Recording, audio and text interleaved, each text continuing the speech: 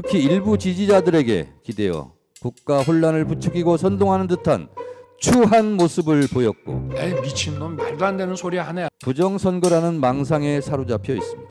사람이라면 양심이 있어야 합니다. 경고성 계엄이고 아무 일도 안 일어났으니 또 계엄을 하시겠습니까? 사람이라면 염치가 있어야 합니다. 윤석열 탄핵 구독과 좋아요 부탁드립니다. 현직 대통령에게는 형사 불소추권이라는 헌법적 특권이 있지만 현직 대통령이라도 내란의 범죄를 저지른 경우는 헌법 수호 차원에서 무관용해야 한다는 것이 헌법 제11조와 헌법 제84조의 정신입니다. 내란의 범죄는 현직 대통령을 포함해 누구라도 예외 없이 처벌의 대상입니다.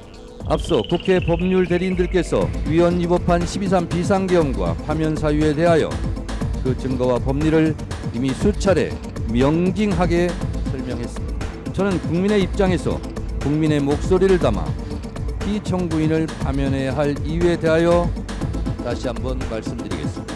첫째, 피청구인 윤석열은 헌법 제77조에서 규정한 계엄의 조건을 위반했습니다.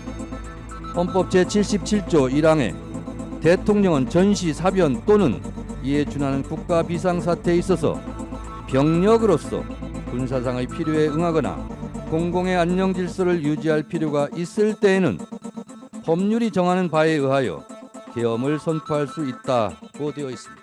12월 3일의 대한민국은 전시, 사변 또는 이에 준하는 국가 비상사태도 아니었고 병력으로서 군사상의 필요에 응하거나 공공의 안녕 질서를 유지할 필요가 없었습니다. 평온한 하루였습니다. 병력으로서 공공의 안녕 질서를 해친 장본인이 피청구인입니다. 계엄의 선포는 논란의 여지 없는 명백한 위헌 행위입니다.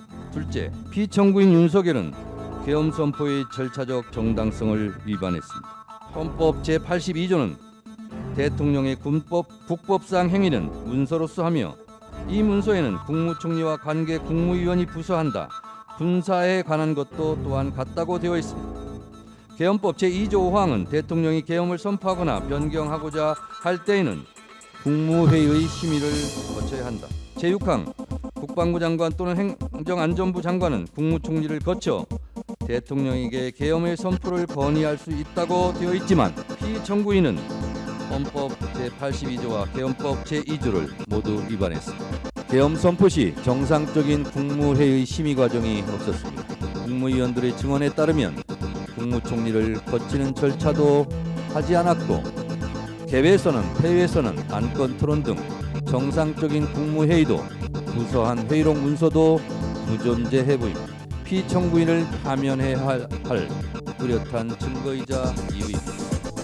셋째, 피청구인 윤석열은 비상계엄을 해제할 유일한 권한이 있는 국회를 침탈했습니다. 헌법 제77조 제5항에는 국회가 제적의원 과반수의 찬성으로 계엄의 해제를 요구한 때에는 대통령은 이를 해제하여야 한다고 되어 있습니다. 비상계엄을 해제할 수 있는 유일한 곳은 유일하게 국회입니다. 이런 국회의 권한과 권능을 강압에 의하여 방해하려고 국회를 무장병력으로 통제, 봉쇄하려 했습니다. 이는 헌법 제87조, 헌법 제91조에서 규정한 내란의 죄를 위반한 명백한 국헌문란 내란 행위입니다. 국회 질서 운운하지만 국회는 국회 자체 내 질서 유지 국회입니다. 국회 유리창을 깨부수고 난입한 것은 질서 유지가 아니라 억압이고 폭력입니다. 국회 질서를 문란케 한 것은 다름 아닌 피청구인 윤석열 본인입니다. 넷째, 피청구인은 위헌 위법적 포고령을 발표했습니다. 계엄 포고령 1항, 국회와 지방의회, 정당의 활동과 정치적 결사, 집회, 시위 등 일체의 정치 활동을 금한다는 것은 헌법 제77조 제3항을 정면으로 위반했습니다.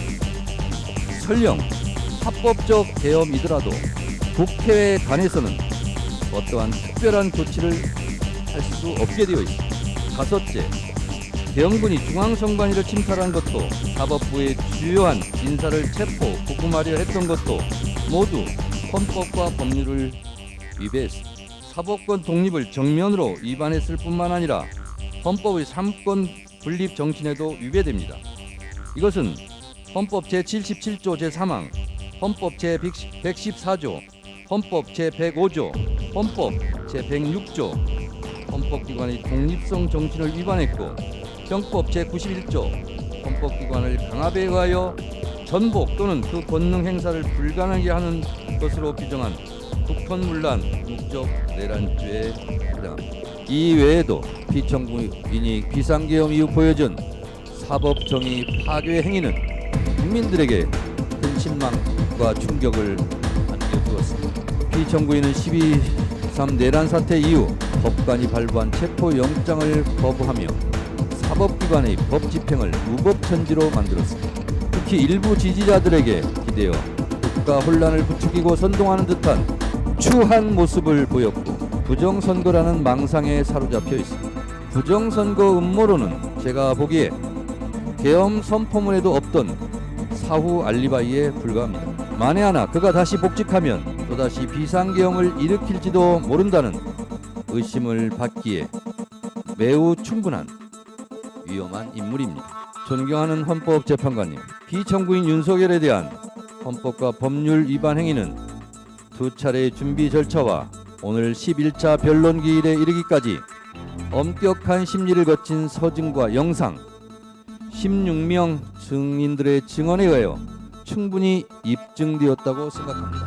이쯤 되면 피청구인은 위헌 위법한 비상계엄에 대해 반성과 성찰을 통해 국민들에게 진정으로 머리 숙여 사과해야 마땅합니다. 사람이라면 양심이 있어야 합니다. 그러나 피청구인은 대국민 사과는커녕 경고성 짧은 계엄이었다느니 아무 일도 일어나지 않았다느니 변명합니다. 이로 인해 국민들은 계엄 선포의 당시의 충격 그 이상의 충격을 받고 있습니다. 일찍 끝난 계엄이 피청구인의 공로입니까? 사상자 없이 끝난 계엄이 피청구인의 자랑입니까? 계엄의 피해를 그나마 줄일 수 있었던 것은 국회로 달려온 시민들, 계엄군을 막아선 국회 보좌진들, 장갑차를 막아선 시민들 덕분입니다. 본인도 실토했듯이 명백한 불법 명령에 소극적으로 저항했던 군인, 계엄 해제를 위해 목숨 걸고 담을 넘었던 국회의원들의 합작품입니다. 경고성 계엄이고 아무 일도 안 일어났으니 또 계엄을 하시겠습니다. 사람이라면 염치가 있어야 합니다. 윤석열 탄핵 구독과 좋아요 부탁드립니다.